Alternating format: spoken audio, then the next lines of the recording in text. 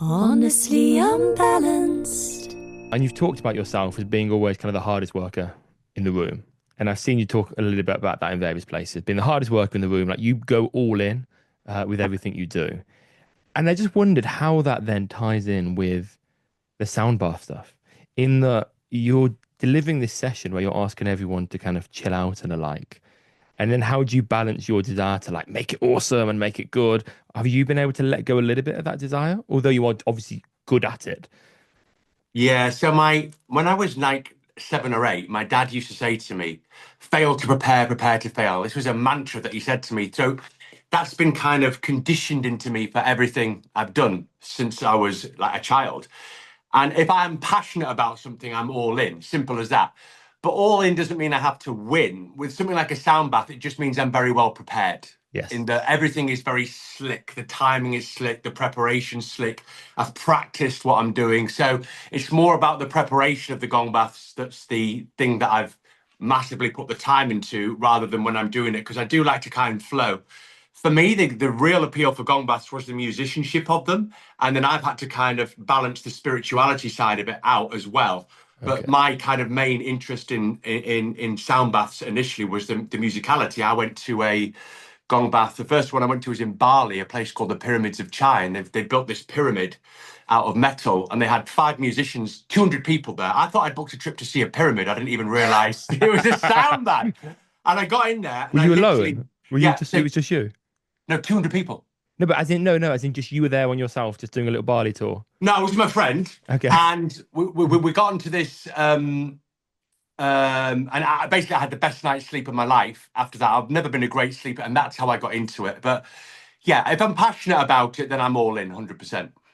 And what kind of gong person are you in that I've seen gong people that are they're performers.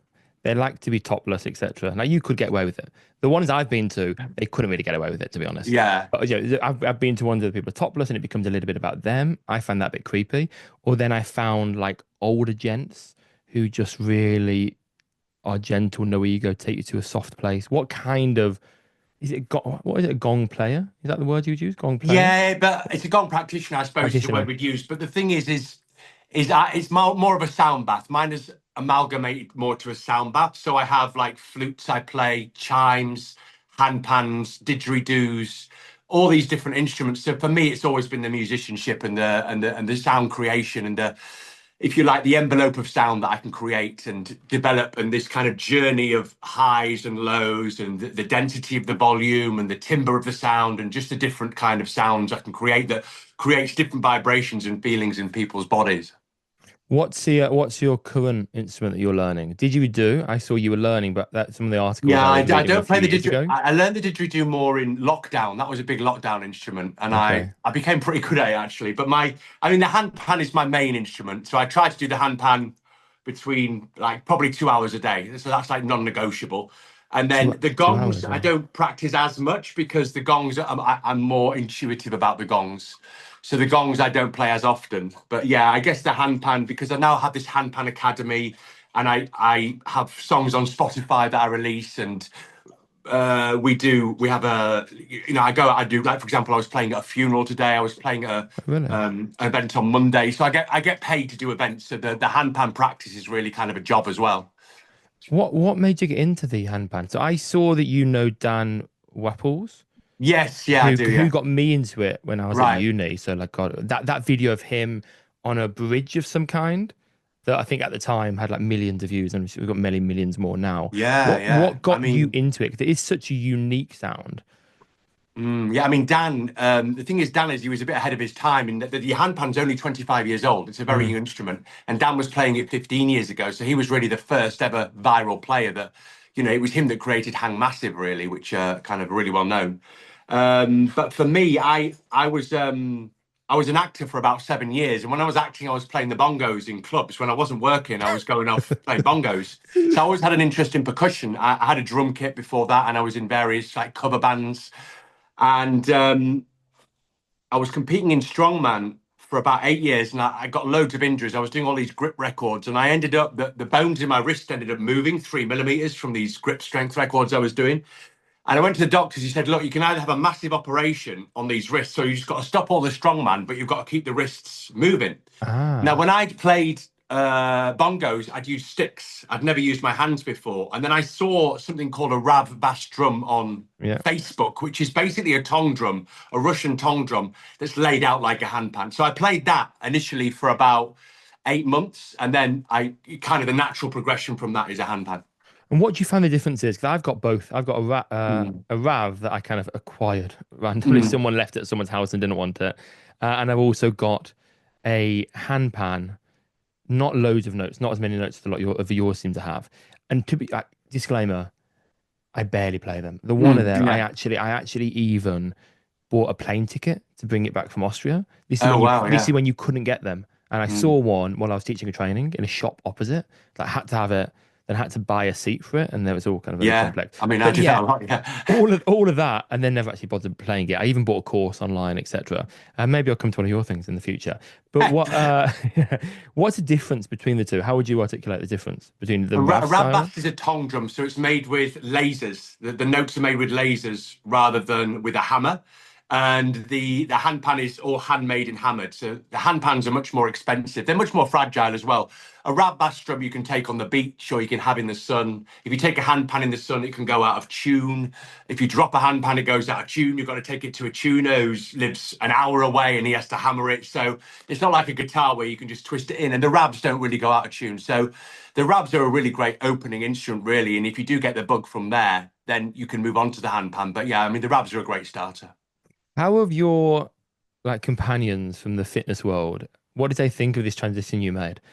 Going from like lifting the world record in lifting those stones to Yeah. suddenly being some kind of hippie. Well, when I look at the Gladiators, it is quite bizarre. But one of my best friends, who was Ace from Gladiators, has just become a vicar. So I mean, he's just been to St Paul's to be ordained. So I Was mean, he some of the religious at the time? When say again? was he religious back in the day? No, no, it wasn't religious. No, not at all. So, I mean, there's been some God. crazy transformations from being competitive athletes, if you like, to. So, I mean, they seem to all love me, the music. They're all messaging me, when I do posts and stuff. So, we're all kind of still in touch. But I think Warren Ace has got the biggest bizarre transformation with this going from a roofer and a gladiator to now being a vicar, and he's got his own kind of parish in Kensington. In Kensington. Yes, Bloody hell. Okay, maybe I'll pop into exactly. Yeah, that. That sounds amazing. Okay, so amazing. they were all up for it. And in the fitness world as well. I know they're fitness, but in the Yeah, I weightlifting mean, world and the I kind strongman of world. stopped. I used to be a strength coach, and I was doing various coachings for some rugby teams, and I stopped that in about 2018. I think it was last time I did that, and then I went to the College of Sound for a couple of years. So I went to study sound and vibrations, and then from there, I started What? developing Sorry, my own. where is that? Where is the College of Sound? The one I went to was in Exeter. Okay, I didn't So know. it's not got a body. They base it in different places, so Oh, they can okay. basically take place in places. Yeah, and that's really what got me hooked on it. Once I started learning about the effects, and when you see, I mean, you cannot make up what happens to people when they have these sound baths. I mean, it can be so transformational for some people. And when you see the effect it has, I think that's very addictive when you realize how much you're helping people. And, sleep can be transformed, stress can be transformed, pain can be transformed. There's so many aspects that can happen. Don't get me wrong, this doesn't happen to everybody. And some people just lay there and they can't relax. But the thing is, relaxing is a skill and you've got to Hmm. practice it. And our brains, they have this monkey mind that's constantly wired to think, what do I do next? Where I'm going? What's going on here? But if you can actually learn to calm that mind chatter, it's like going to the gym. You have to practice, practice, practice. It can be transformational in your health, in your sleep, in your mindset, and everything. I think that's something people don't appreciate. That yeah, relaxation requires training. Like I Yeah, always say that in yeah. Shavasana in a yoga class, there's no guarantee I'm just going to put you to sleep now and you're going to be relaxed and chilled. Chances are your mind will wander for 2 minutes or maybe the Oh, whole yeah, 10 minutes. But yeah. that's okay. It's to be practiced, much like handstand is to be practiced. And this practice of rest is probably way more important for you and way more urgent than you doing a handstand or an arm balance. Yeah, the thing is, especially now with social media, all you see is people doing crazy physical tests, whether they're lifting a massive weight or they're doing a backflip off a rock, or everything's aggression, aggression, aggression, where tearing the body apart. And really, we need to get that balance, especially as we get older. I mean, I'm 51 now. And I really noticed a change in my body over 40 and even more so over 50, where you have to find that balance where you can't be constantly annihilating the body. You've got to start kind of nurturing it more. Have you ever had a negative sound bath, like, for yourself? Like, what I mean by that is, like, Holly. You know, my wife is a sound healer, crystal bowl specialist. She leads trainings in crystal bowls, Mhm. and so she herself has said occasionally when she hasn't been grounded properly by other people, perhaps she's had a very negative experience for like 2 days. She hasn't been able to sleep, etc. Have you experienced that yourself? I find it really hard to sleep after I've done a sound bath. That's something I've really had to kind of work on. So yeah, I do find that hard. But I also think that people come to a sound bath and they think it's going to be relaxing. It's not always relaxing. Some No. people can have massive childhood traumas come up, which is stored. My favorite yin phrase is the issues in the tissues, and they have all this stored emotion in the tissues, and it can bring that up. And I remember one girl, and she didn't come and talk to me after the gong bath. I always say if anybody's got anything they want to say, or come and speak to me. And I met her in a bar the week next to the yoga venue the week after, and she said, I just want to say to you, thank you so much. And she said, I left your sound bath in floods of tears. I was like, where's this going? And she said, I got on the bus, got home to my husband, and he said, you're never going back there again, blah, blah. And she said, all this trauma came up from when I was like 8 years old. Oh wow. And she said, I woke up the next day and I've had the best week of my life. And she just gave me this big hug and I started crying. I was just like, and the fact is, for whatever the sound, whatever the vibration, it matched what was going on with her, and it just brought all this up. And she said she just felt so cleansed by it. And So you, these are huge shifts. I mean, and that isn't something that happens every day. But the point is, sound baths are not all let's go to sleep and have a cuddle. They can bring up some quite deep stuff. and it's nice that the science is catching up a little bit, isn't it? Like, people understand it a little bit more. I think we don't fully know why it does what it does, but we don't need to fully know. That will come in time. But it clearly does such incredible stuff for so many people. As a Yeah, yeah. follower, how do you kind of hold the space when that comes up for people? Like, if they share, if you see someone crying, if someone talks about childhood trauma, like, what do you do, I guess, to almost protect yourself in those situations? Because Well, it does. Sorry, it doesn't normally. I mean, the crying, I'll go over because if I'm playing the gong, the gong will hold. So I'll just go over yeah, to them and I'll put my hand on their ankle and I'll just see how they are. But it really depends on the situation. I had one situation and I thought the girl was having an epileptic fit.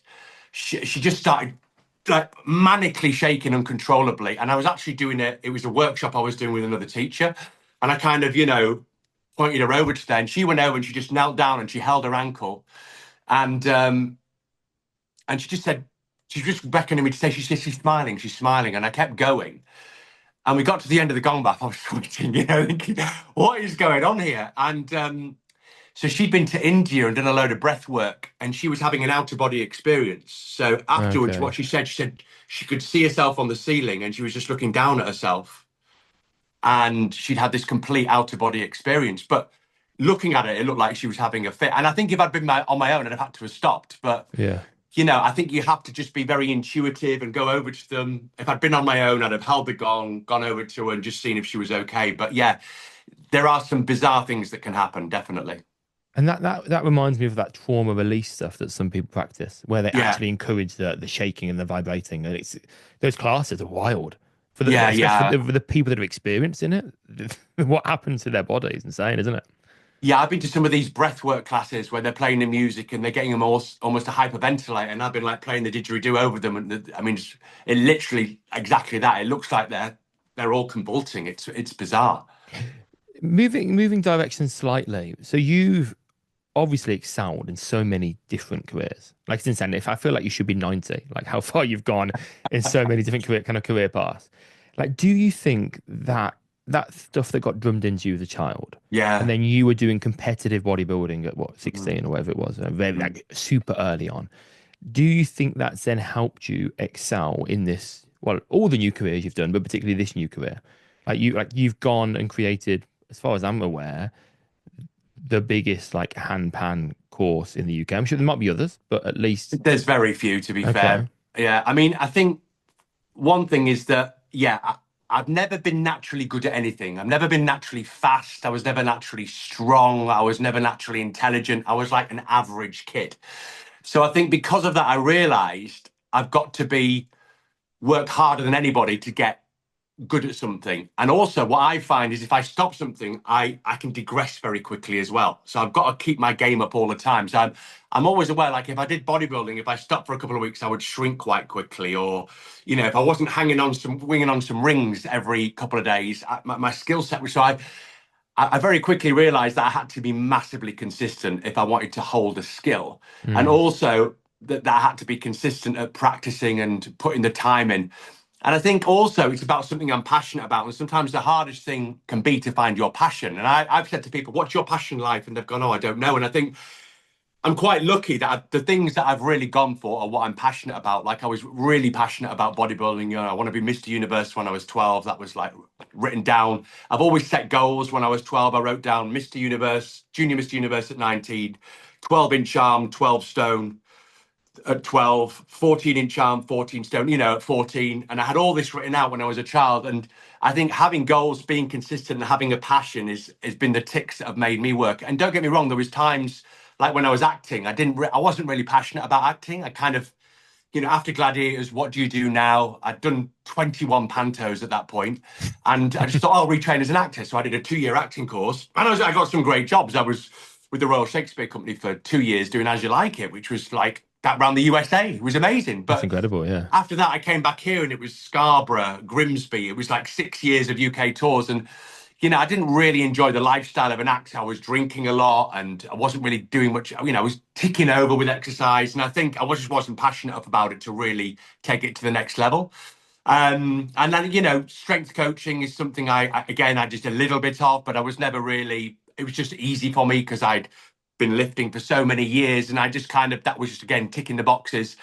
But music has been something I've been interested in, you know, for years. I think really if I could start again, I'd be a musician right from day one. You know, that's what I've loved.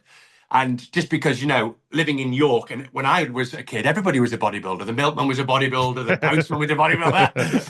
It was like everybody was. You go to like Mr. York, and there was like 200 people in it. So, you know, I kind of that was what I fell into. But I think if you can find your passion, and then it makes it a lot easier to commit and put that time in. But then the hard bit is when people find their passion and then convert it into what puts food on the table. Yeah, and that is sometimes true. it gets completely ruined. Yeah. And so how did you make that transition from enjoying playing the handpan as part of, I guess, physical therapy to some degree, and then turning it into what could be your career? When I was brought up by a bank manager and an artist. That's what my parents do. So I'm always very business minded. And I've always thought, you know, I was enjoying the handpan. And it's a bit like when I was doing strongman and I was doing the Dinny Stones and stuff, is that I think if you can do something niche and nobody else is training for that or nobody else is doing that, then you can make money from it. So just going back to the gong, when I became a gong practitioner, I looked at the courses and there was only like 2 or 3 courses out there. And I thought, actually, I can create a course, get it certified, create my own gong teacher training. And the gong teacher training 4 years later is like sold out all the time. It's like packed, brilliant.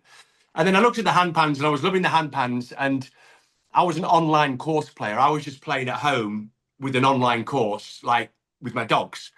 And I went to a retreat with a guy called Malte Martin, who's like quite a famous, well, he's the most famous handpan player. And I was playing with him and he said, James, I don't understand why you're just playing in a little, you need to get out there and, you know, play out there. And I was like, oh, what? And he just said, well, I started off busking. And he said, look, just get out there. And then I came back here and I met your friend Seraphin. And I said, let's go busking. And we created this busking and then we created a band and then we started doing events. And then Malte was watching me saying, this is great that you're putting all this together. We should open a school. So he sent me all the handpans. And now I have a London Handpan Academy. So it all kind of went on from me just playing for a year and a half, like 2 hours a day at home, to kind of nursing that skill, to then getting out there and taking it out there, really. So, yeah, I've always been quite business minded and also, you know, making money by something you enjoy. I enjoy teaching. I enjoy being around people. So, you know, the gongs, teacher training and the Handpan Academy kind of ticks a lot of boxes. What's next? Could there be another one, another instrument? Yeah, well, funnily enough, like my life seems to have gone in 7-year cycles, like bodybuilding, 7 years, gladiators, 7 years, acting, 7 years, strongman, 7 years. And I'm now year I've been gonging for 5 and hand panning for just over 3. So I think I've got a couple more years left. And then who knows, hopefully it's somewhere it's going to stop. I can't keep trying to nail new skills. Do you know, I think that's so exciting to look at life in that way. I think so many people think, at the age of 30, they've already invested time in their career. They have to stick with that career. True, end of story. And actually, like when you get to like 45, you still probably got another 15 years of work. You're kind of only halfway there to some degree. Yeah, and I think also I've never been great at working for somebody, because I've been self-employed for so many years. And in that time, I've worked for people and I've not been really comfortable with it. So I've always felt I'm better being self-employed and do my own thing and kind of creating my own earnings. And then you can work your own hours, So what I tend to do, because what I do is quite energy sapping, is I do a block of work and then I'm off, and then I have a block, and then rather than every day, I'm not great at doing that every day, every day, because I just feel like wiped out. So this, I put all my energy into it, and then I'm a bit like. And do you feel that you were able to, and I think you should do this, like leverage your connections when you started this? You managed to get on TV a lot, etc. I sort of think GMTV. Well, I'll tell you a funny story. So this morning rang me up because I've been on there a few times, and they said, "Oh, we're doing this section. A rumpologist is going to read people's arses." And I was like, "What?" She said, "Yeah. So what you're going to do is put your bum through this hole in a cardboard cutout, and she's going to read your arse." I said, "Who have you got on there?" She said, "Oh, we've got Chico, we've got the Cheeky Girls." We said, "We've got you on there. You were Rear of the Year in 1996. It's going to be fantastic." And I was like, "You know what?" I said, I've got to draw the line. I'm like 47 or 48, however old I was. And no, this was like last year, I think. I said, I just can't do it. I said, but I tell you what, look, I've got my own teacher training school for gong now. I've got hand pans. It'd be really great to come on and do something that's really relevant to what I'm doing. She goes, "Oh, I'll let you know." And she kept ringing me back. "Oh, it'd be great. You kept upping the money, And I just said, no, no, no. And lo and behold, 2 weeks later, she said, "Oh, we'd love to get you on with your gongs and and I crowbarred the hand pan in. They just wanted the gongs. I said, "I'll bring a hand pan as well." Because I knew if I could get it on television, not many people have seen them. So, even now when you take a hand pan, people are like, "What's that?" So it was just really hot, sticking to my guns there and not putting my ass through a hole that got that. What did you see the recording of Chico's arse and what my God, what he said about it? Yeah. Rumpologist, if you Google it. Rumpologist. Yeah. And I know Chico, and he messaged me and he said, "Oh, mate, I was trying to push this retreat. It was a nightmare." What does he? Because is he fitness? He does retreats. Yeah, he does retreats in Portugal and stuff. So, but I think he's busy. But I think again, if you get the chance, like we haven't been on TV for a while, so if somebody offers you a slot, it's like, do you turn it down if you could promote something? But I think there comes a point where you think, right, I don't really want to be sat in a pair of pants with my bum for a hole. He still looks great, so I think he got away with it. You need to know that line, don't you? I got asked to do it was for like yoga band, some underwear stuff. Right? Yeah. I'm nearly 40. Yeah. I don't. Yeah. I don't have the body anymore. I've got 2 young kids. No one I else. think you could get away with it. But it's about what you want to do, isn't it? I mean, I just felt like it was time to, if I'm going to go on telly, I want to go on telly for something that I'm doing rather than something that's, completely irrelevant. And why the handman gentleman? I know that's your. So is it because I always what you wear? Say again? I was going to say, is it because of what you wear? And it's yeah, because I always wear flat caps and stuff, and it's like a gentleman's look, and then it's hand pan gentleman. So I just thought it was a nice little niche to have both of us having. There's not many duos, out there in the UK. Well, not many duos around, hand pan duos. So it's a nice little niche, and people remember it. People always say that's a great name, So it's really nice that we've found something. Yeah, something that seems to work. What's the difference between hang drum and hand pan? And are they the same thing? And if so, why do people use one term instead of the other? Like, I'm always confused about what to call them.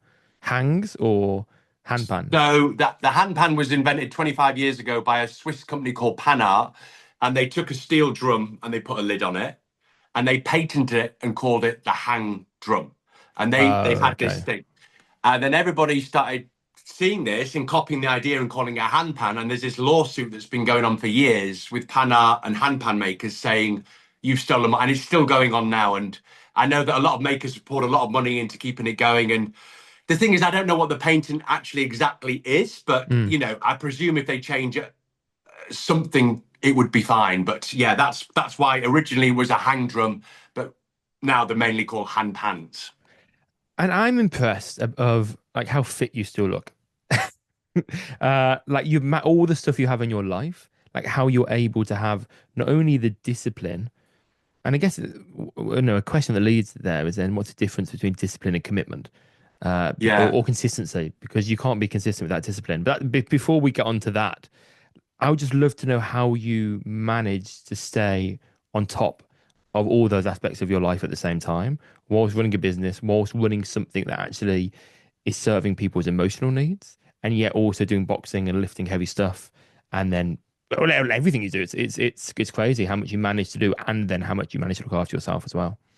So the gym for me, because I've started weights at 12, it's a bit like a meditation. If I don't do it, then I feel a bit lost and a bit restless. But my motivation to go to the gym can massively waver. So what I used to do was enter an event, whether it be a strongman event, or I'd book a photographer and say, right, in 12 weeks we'll do a shoot, and it would give me something to train for. Mm. So if you haven't got a goal or something to train for, it can be that you're just meandering. And I have gone through many stages where I've been meandering, then I kind of find something to train for, and that can be the hardest thing. But I think now what I do, um, I don't do so much weights now, but I really love the boxing and the fitness style training. And I have a guy called Nathan who trains me in the boxing. So he does like 1-to-1. So he's like motivating me. And then I probably do weights like still 3 times, 2 or 3 times a week. And I just do like 40 minutes, like short rests, high reps, control form. And I just blitz it off with Rocky 4 in my ears. You know, I started lifting weights initially because the catalyst was my mum took me to see Rocky 1, 2, and 3 in a 6-hour Rocky Bonanza. So it was like I was completely brainwashed by Rocky, and that was when I was 11, and that was it. By the time I was on my 12th birthday or whatever, I got a couple of dumbbells. So yeah, but I get Rocky on, and I just do like 40 minutes. But you know, I'm not checking my phone. I'm just blitzing it for 40 minutes. Favorite Rocky song? I mean, I do love Going the Distance, the one called Going the Distance and Hearts on Fire. But yeah, I Hearts on mean, Fire. Hearts yeah, on I mean, they're Fire. all they're all they're all classics. They've all got something going on, When he haven't they? screams at the end, Adrian, I love you, or I did it for you, Yeah, whatever that is, that almost gets me going. yeah, it does get you going. And you know, when I was bodybuilding, I'd have the video of it, and I'd watch the video before I went to the gym. Every workout, I'd watch that kind of montage, you know, and then I'd go cycle 2 miles to the gym and do it. But it's amazing how if you can find that switch that motivates you, how it can make such a big change. And I think if you do have a goal or something to train for, it will make a big difference, because what happens many times is, you know, you have this 6-month golden period when you first go to the gym where everything you do works, and Mm. then you change your body to this, and then you basically maintain that 6 month after body. But if you want to go any further than that, you've got to put your body on a new stress. You've got to put a new stress on the body so it can then adapt and change. And I think a lot of the time people do just maintain, and there's nothing wrong with that, you know, as long as they're moving. But if you want to make a change, you do have to kind of step it up and write things down, set goals, keep a log, that kind of thing. Because you've created programs for men in their 40s, haven't you? Like speciality programs for men of that age. Like what I think for men of that age that maybe haven't trained or have lapsed in training, the issue isn't necessarily knowledge about what to do, although there is, I'm sure, for some people, knowledge. It's finding the motivation to actually Yeah, yeah, and carving out the time. And yeah. what would you advise people at that point in their life? It's got to be non-negotiable. So it's not like if you say you haven't got time, see you later, because if you can find the time. If okay, if you can train for half an hour 3 times a week, let's say add 8 years to your life, that's probably a decent motivation, isn't it? And I think the Yeah. thing is if you can find a motivation to get you there, you have to prioritize it. And I think you have to prioritize your health, especially when you start hitting 40 and you can start having big changes to your body. Over 50, even more so. And I think there's been, you know, we know that exercise is going to make a difference, spiking the heart rate, getting the blood moving around the body, being aware of what you eat. And you just have to make some lifestyle changes that become habits. And it's like, you know, I still make it non-negotiable that I go to the gym, you know, 4 or 5 times a week. I'm pretty biblical with my food. You know, I have an air fryer and I'm pretty clean, and you know, it's just how I've always lived, and that's just how I do it. But I know I've always been an extremist. You know, I was an extreme bodybuilder. When I was a gladiator, I was like a robot. You know, so I've come from a very different from most people. But for the average Joe, you just got to put those non-negotiable times in and say, okay, this is what I'm going to do. I'm going to make this time for the gym. I'm just going to be aware to eat some fiber, eat some protein, watch those kind of rubbishy foods, biscuits and stuff, and feel good. It's hard. Yeah, it's hard. I've been more aware of my mortality since having kids, and that's been because I was at my fittest perhaps like mid-20s, like running marathons, ultra marathons, boxing. Like I was in a pro boxing club, and my view was I can't be a better boxer than them, but I can be fitter than all of them. I can go for longer. But then 30s are all lapsed with increased yoga, freelancing. It all kind of lapsed again. But now I'm motivated by the fact I want to live as long as I can for my kids, and I want to be able to hold them both in my arms. And I've got a back garden gym, and I've got a kind of full squat rack and stuff. But wow. But the one thing that's pushing me in a particular direction is my punch bag. I've realized that what I did, I'm sure many people do this, is people try and find like the optimal program and spend lots of time thinking I need to tweak that. If I do that, then it's going to be perfect. And you spend all this time finding the optimal program that you never actually complete it or commit to it. When my view at this stage of my life is just do the thing that I know how to do, which is swing a kettlebell and punch a bag. You know what? There's a lot of weight in that, in a sense of just doing less exercises and putting more effort into them, rather than having a program that's got 8 or 9 different exercises. If you can do 2 or 3 and really put your heart and soul into them, doing well, that's going to be as good. So yeah, I think now sometimes things get a bit complicated, but the basics really of what I've always stuck to. So what's your fitness goal at the moment? The boxing, is there any goal associated with the boxing? Well, so I've started doing a bit of grappling. So, and again, because I've got a lot of injuries, I've got to be careful of the wrists. And I dislocated my shoulder 6 times during Gladiators. So I'm a little bit restricted. But really, what we're doing is we do a little. We had, for example, a what do you call the box jump challenge? So he's like 30 years old. He's like a professional boxer. So we had a box jump challenge, which we did for the first, let's say, 8 weeks, and we were just getting higher and higher each time. And we're just currently doing a pull-up challenge. So what I try and do is incorporate a challenge within our thing that we do for like 6 or 7 weeks. So we're basically writing down that challenge. We wrote down the height, going higher and how many boxes. And before you knew it, we're like, this is crazy. And now we're doing a chin-up challenge. So yeah, I just try and find a challenge within the boxing regime that we can do, so we've got something to work for. And do you spar as well with the boxing? Yeah, but it's very light sparring. It's nothing heavy. So yeah, I'm not kickboxing. I'm at an MMA gym, but it's more kind of boxing training because more the fitness element of it, rather than I would never. I always fancied doing a bit of white collar, but the trouble is the impact is not really going to work for my right wrist. And you do not know who you're against. They're going to put me against some 18 stone semi-pro. it's so dangerous. Exactly. I had amateur fights and stuff. Then I moved to London. I was like, I'm not doing amateur fights. I've got no time. Like, I went to Repton, and they were like, okay, well, we need you to commit to 5 days a week. I'm like, I can't do that. I had no time. I've just moved to London, new job. So I just thought, let's just go to gym box and just beat me in my bag for a few hours every night. But then it started to do white collar, and they put me in, and I knew what I was doing. They just put me in with very fit people. And did you do a fight then? I had loads of amateur fights, but then and loads of sparring at the pro club. Then I started white collar, but the people they'd put me in with, it was based on like, okay, that guy looks fit. Let's put him in with Adam, and I've got kind of like 10 years of experience plus martial arts. Or there was one bloke, and he was a big guy, but they put him in with this guy I knew who was like an ex-paratrooper. Oh my God. And it knocked him out within like 30 seconds. Yeah. And that is a risk in that all they're interested in, no, it depends, but is making money and selling tickets. They're not interested in the health of their people doing it. It's quite uncomfortable to watch, though. I've been to a couple, and it's like watching a street fight, isn't it? It can be quite, but again, it's a great goal for people. I know so many people that have done it and they've completely transformed their body just because of the training they've done before. So it is a good goal for people. I don't think you can beat it for fitness. I think proper boxing training, I think is unbeatable. Well, my body fat, as soon as I started boxing, just the waist came in, and I think it's for all round kind of fat loss and all round development. You can't beat it, really. I would love to do some quicker fire questions with you now. One is kind of what is the worst advice you would give to a new sound bath practitioner? Like the worst advice, like things like be as loud as possible.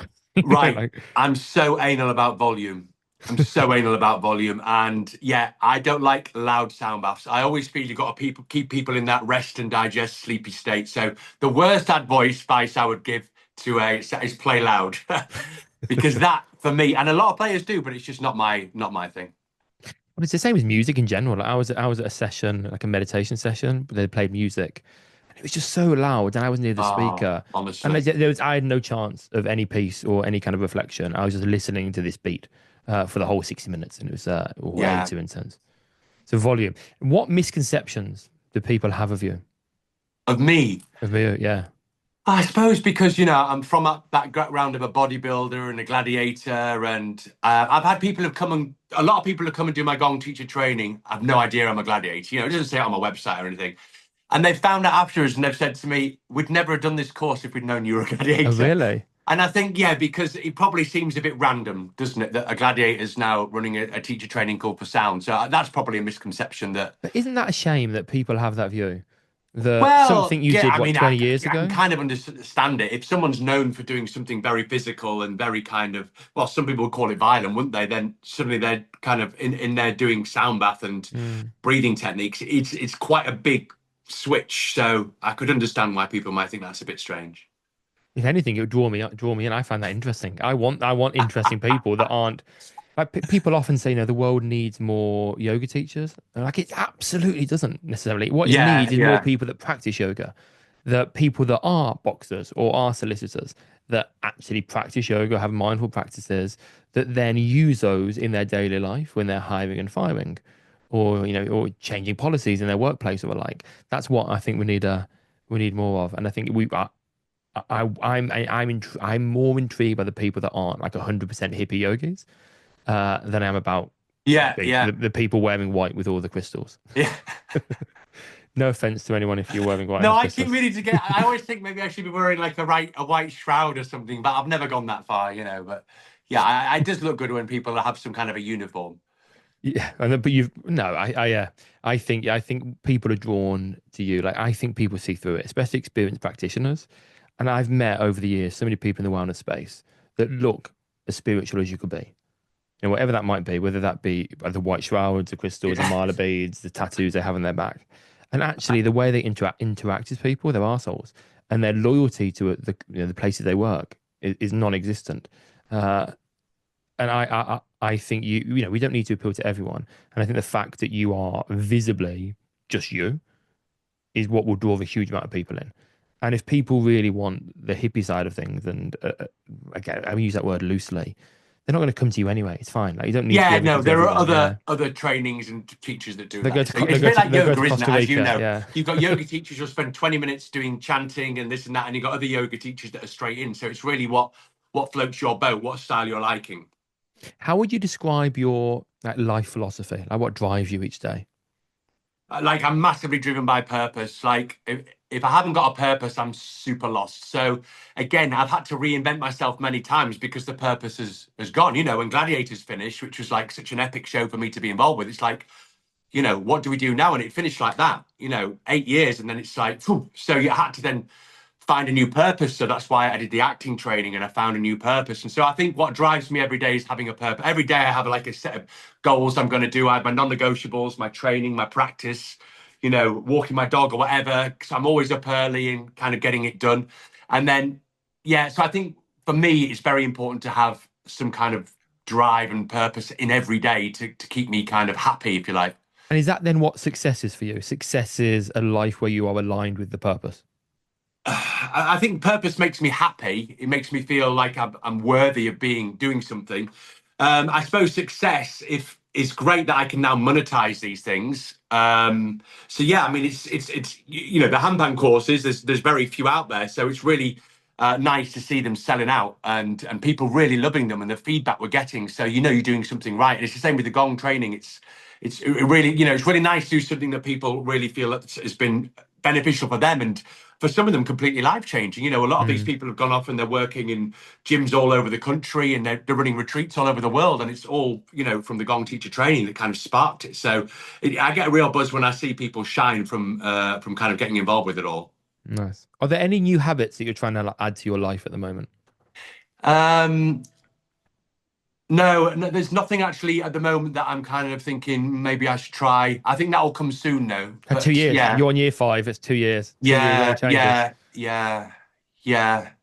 There's actually nothing. No, I've not even got anything lingering. You know, sometimes I have a Nice. little, but I haven't got anything. I think I'm in that mid phase at the moment where I'm well set, so I'm completely focused on the gongs, the hand pans, and the exercise. So, yeah, that's a bit early for that question. I often ask guests, like, if they had more time, what would they do with that time? Like, what thing are they currently doing that they, or currently not doing that they would if they had more space? But I feel like that's a redundant question for you because I feel You know like what I you're wish I doing had the everything. motivation to do? I've always wanted to speak another language, and I'm very frustrated that I don't. And for some reason, I just don't have the passion, if you like, to stick to it.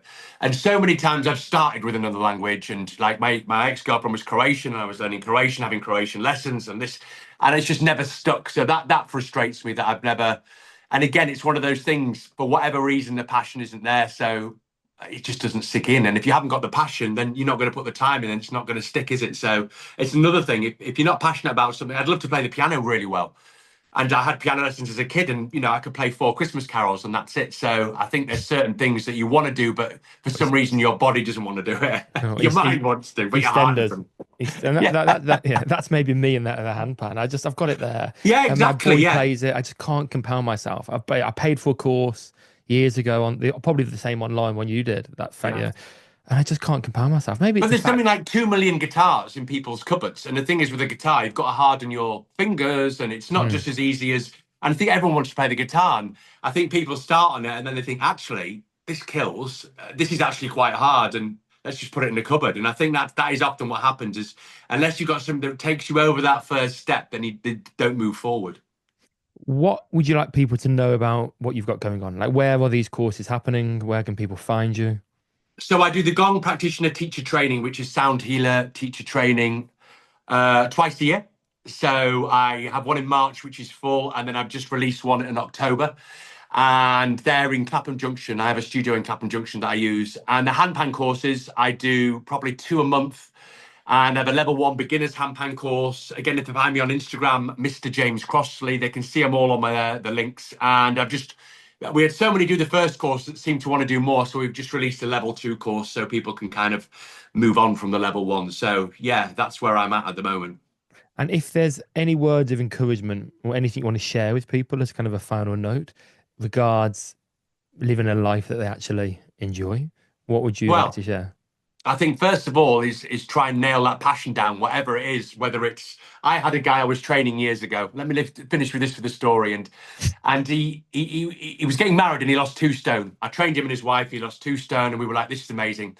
She had a baby and they came back, and he was just sat there like this, bored. And I said to him, look, I've never done this before, but I can't train you. And he was like, what? I said, I just can't, I can't train you. I said, let's have a chat. And we went for a drink, and it worked out. He'd always wanted to do fencing, as in, fencing. Yeah. So he joined in a fencing club. We got him in there. He lost 2 stone and he became the Masters British champion at fencing. So the fact is, he didn't want to do it in the gym because it wasn't passionate about it. He was forced to do it by his wife. He lost the weight, looked amazing for his wedding, but it wasn't going to sustain it because it wasn't his thing. And we found something that he was passionate about, something completely random, fencing, and he's gone all the way. And he looks Amazing. amazing. He's fit. He's loving it. He's got all the movement patterns. So I think, find your passion, be consistent, and go for it. Nice. Perfect way to end. Thank you so much. Thank you. Honestly unbalanced.